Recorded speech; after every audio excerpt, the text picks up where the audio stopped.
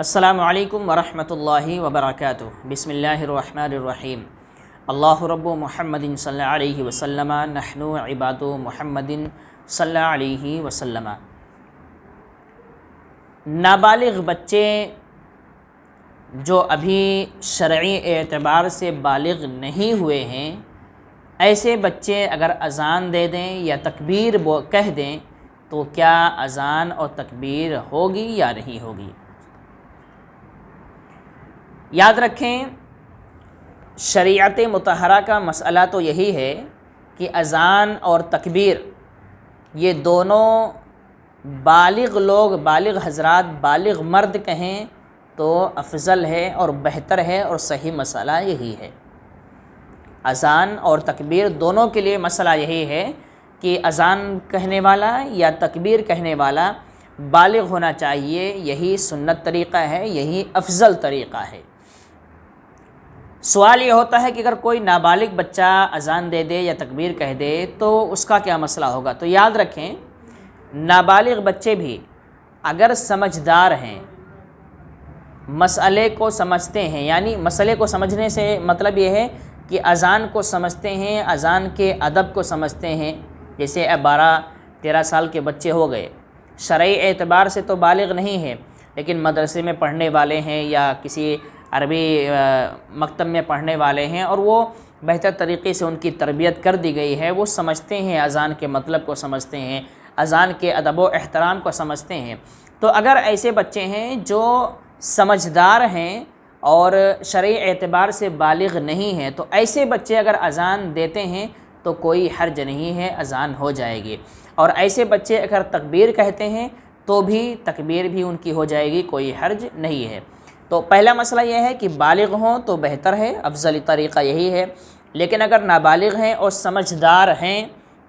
تو اذان بھی کہہ سکتے ہیں، تکبیر بھی کہہ سکتے ہیں۔ لیکن اگر ایسے بچے ہیں جو نابالغ ہوتے ہوئے سمجھدار بھی نہیں ہیں، بے سمجھ ہیں، ابھی انہیں اذان اور تکبیر کا مطلب نہیں پتہ ہے، ادب اس کا کیسا ہونا چاہیے، اس کا کس طریقے سے احترام کرنا چاہیے، کچھ بھی پتہ نہیں ہے، جس کو آپ ناسمجھ کہہ سکتے ہیں، نادان بچے کہہ سکتے ہیں، جیسے 6 سال 7 سال کے بچوں کو سکھا تو دیا گیا لیکن ان کو اس کے بارے میں معلومات نہیں ہے۔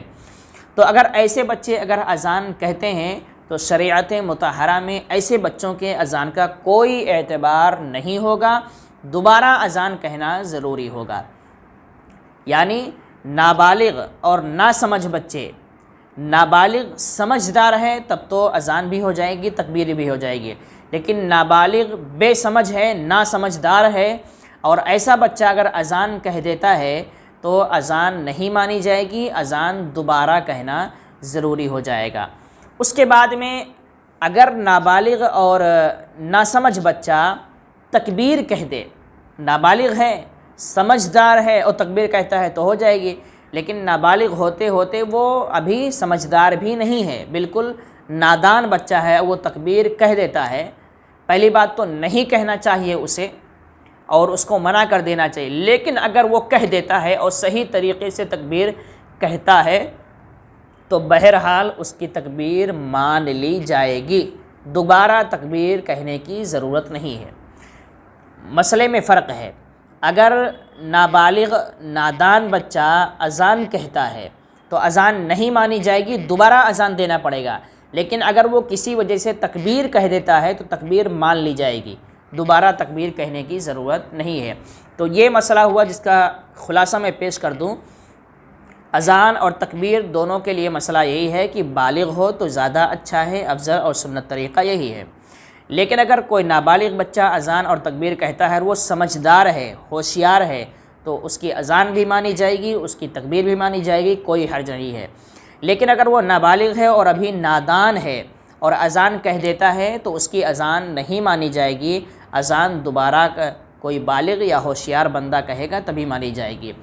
نابالغ اور نادان بچہ اگر تکبیر کہہ دیتا ہے، کسی وجہ سے تکبیر کہہ دیتا ہے اور صحیح طریقے سے کہتا ہے تو اس کی تکبیر مان لی جائے گی، دوبارہ تکبیر کہنے کی ضرورت نہیں ہے۔ تو نابالغ اور نادان کے مسئلے میں اذان اور تکبیر اقامت کا مسئلہ الگ ہے کہ نابالغ نادان بچہ اگر اذان کہتا ہے تو اذان نہیں مانی جائے گی،